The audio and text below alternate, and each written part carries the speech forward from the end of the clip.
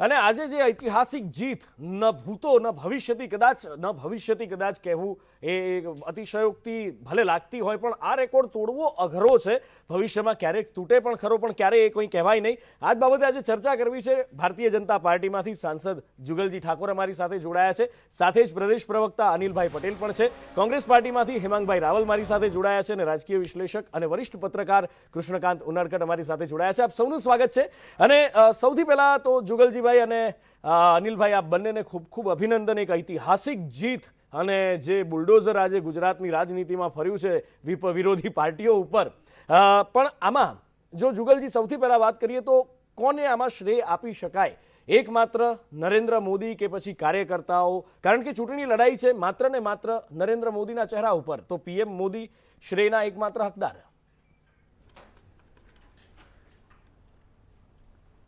નમસ્તે.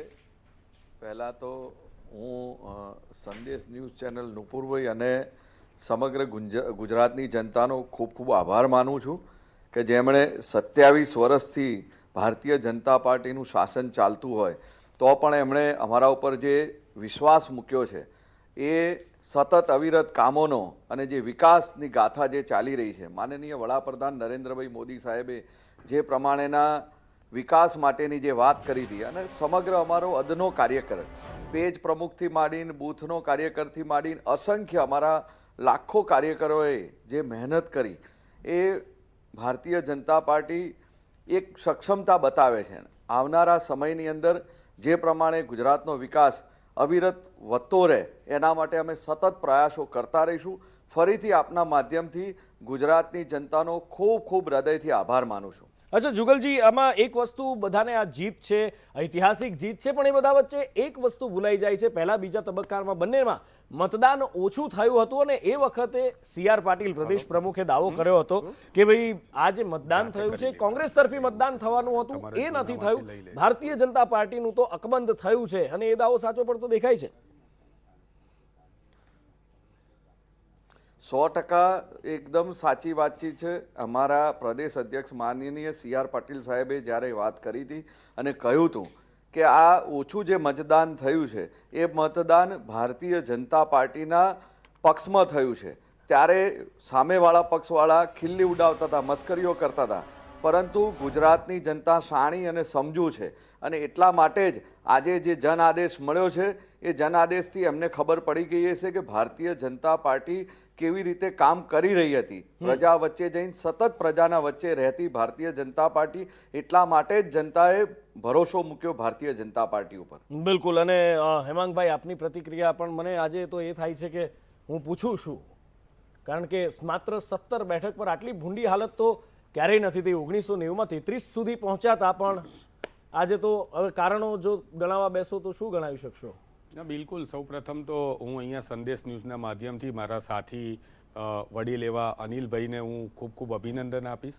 લોકશાહીની અંદર આખરે જે ચુકાદો છે જનતાનો છે, જનમતનો ચુકાદો છે અને જનમતનો ચુકાદો જે પણ આવ્યો હોય એ શિરોમાન્ય રાખવો જ પડે અને અમારા માટે પણ એ શિરોમાન્ય છે.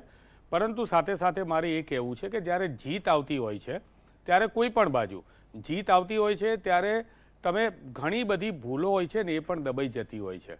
JP નડ્ડા સાહેબ એ હિમાચલથી આવનારા વ્યક્તિ, એમના પ્રમુખ, છતાં પણ હિમાચલની અંદર એમની હાર થાય છતાં પણ એની ચર્ચા ના થાય. બિલકુલ, કારણ કે જીત આવી રહી છે અને કોંગ્રેસની હાર હોવાથી એવી સ્ટ્રેટર્જી જે અમે પ્લાનિંગથી કરેલી હોય પણ એની અંદર કદાચ અત્યારે અમે મિસ્ટેક થઈ ગઈ હોય. તમને એક્ઝામ્પલ આપું કે અમે એક ઘડિયાળ મૂકી હતી, એ ઘડિયાળની વાત હતી. તો ઘડિયાળ જે છે કાર્યકર્તાઓના મોરલ બુસ્ટઅપ કરવા માટે અને સબકોન્શિયસ માઇન્ડમાં મતદાતાઓને એક પોઝિટિવ ઇમેજ માટે મૂકી હતી. આ જ વસ્તુ અમે રાજસ્થાનમાં મૂકી હતી, અમે જીત્યા તો એની પોઝિટિવ ચર્ચા થઈ. એટલે સ્વાભાવિક છે કે તમારી વાત સાચી છે નુપુરભાઈ, પરંતુ હું એટલું તમારા માધ્યમથી કહીશ કે કોંગ્રેસે જે મુદ્દાઓ ઉઠાવ્યા હતા એ મુદ્દાઓ ચાહે મંદીના હોય, બેરોજગારીના હોય, 40 લાખ બેરોજગારોની વાત હોય, આ બધા જ મુદ્દાઓ જે છે એ મુદ્દાઓ કદાચ અમે એમાં હજી ચિંતન કરીશું.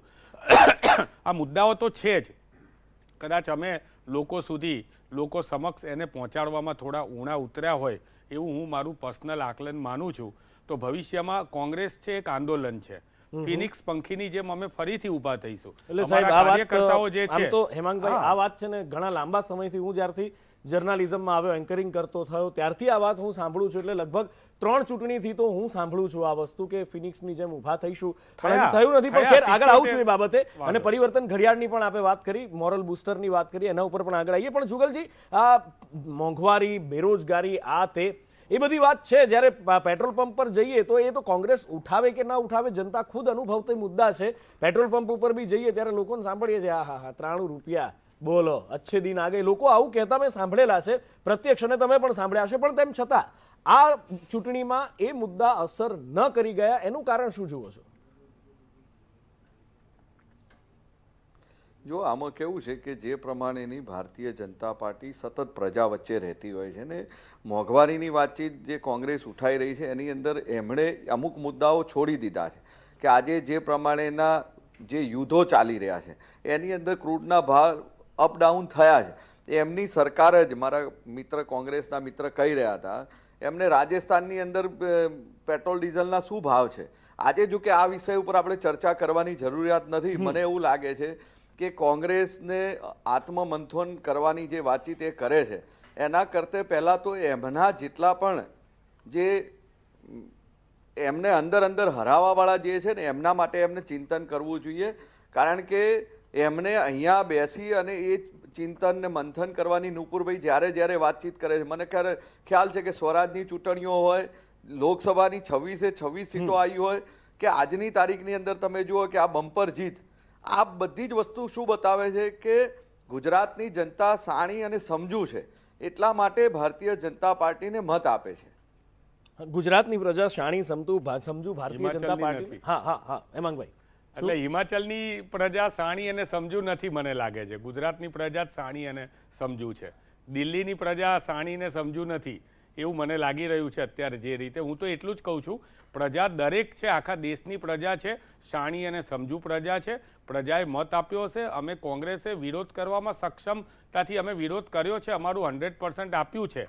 ભારતીય જનતા પાર્ટીના મેં કીધું એવા કેટલાય મુદ્દાઓ છે. 19 જણ અપક્ષ લોકોએ એમના ત્યાંથી ફોર્મ ભર્યા હતા, એમને સસ્પેન્ડ કરવા પડ્યા. પહેલીવાર આટલી મોટી કેડર બેઝ પાર્ટી હોવા છતાં પણ આટલા બધા લોકોને સસ્પેન્ડ કરવા પડ્યા, એમની વિરુદ્ધમાં ગયા. એમના પણ કેટલાય ધારાસભ્યો, સંસદ સભ્યો એમને છોડીને ગયા. મોટા જયનારાયણભાઈ વ્યાસ જેવા વ્યક્તિએ પણ જ્યારે મોહભંગ થયો હોય, પરંતુ 156 સીટોની વચ્ચે સ્વાભાવિક છે કે આ બધું દબાઈ જાય. પરંતુ આત્મચિંતન જે છે એ દરેક વ્યક્તિએ દરેક પળે કરવું પડે. જીત થયા પછી પણ આત્મચિંતન કરવું પડે, હાર થયા પછી તો વધારે આત્મચિંતન કરવું પડે. બિલકુલ અત્યારે ભાઈ મારા મિત્ર નુપુરભાઈએ કીધું એ બિલકુલ સાચી વાત છે કે એમને જર્નાલિઝમની અંદર જોયું 10 વર્ષથી કે 15 વર્ષથી આ જ વાતો કરે છે. પણ એની જ અંદર અમે છત્તીસગઢની અંદર સરકાર બનાવી હતી, એની જ અંદર અમે મધ્યપ્રદેશમાં સરકાર બનાવી હતી. તમને ખ્યાલ હશે કે ગુજરાતની અંદર પણ 77થી વધારે સીટો લાવ્યા હતા. સ્વાભાવિક છે કે ઇતિહાસ છે, ઇતિહાસને કોઈ યાદ નથી કરતું, વર્તમાનને યાદ કરે છે. વર્તમાનને ધ્યાનમાં રાખીને અમે અમારું ભવિષ્યનું એવું પ્લાનિંગ કરીશું. હેમાંગભાઈ, મેં જે ઇતિહાસની વાત કરી એ 32 વર્ષના ઇતિહાસની મેં વાત કરી.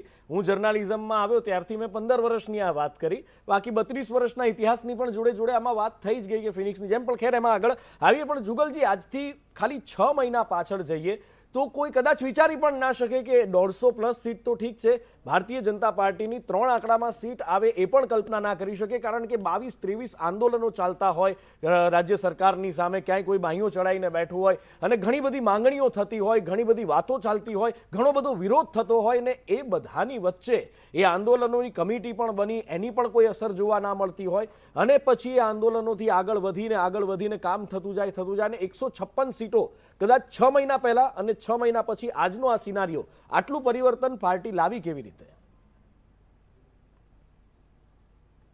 દેખો, આમાં ભારતીય જનતા પાર્ટી સતત પ્રજા વચ્ચે રહેતી પાર્ટી છે અને સતત પ્રજાના પ્રશ્નો ઉઠાવતી પાર્ટી છે. લોકોના ઇસ્યુ હોય એ એમની રજૂઆતો કરતા હોય છે અને એ રજૂઆતોને ન્યાય ભારતીય જનતા પાર્ટી જ આપતી હોય છે.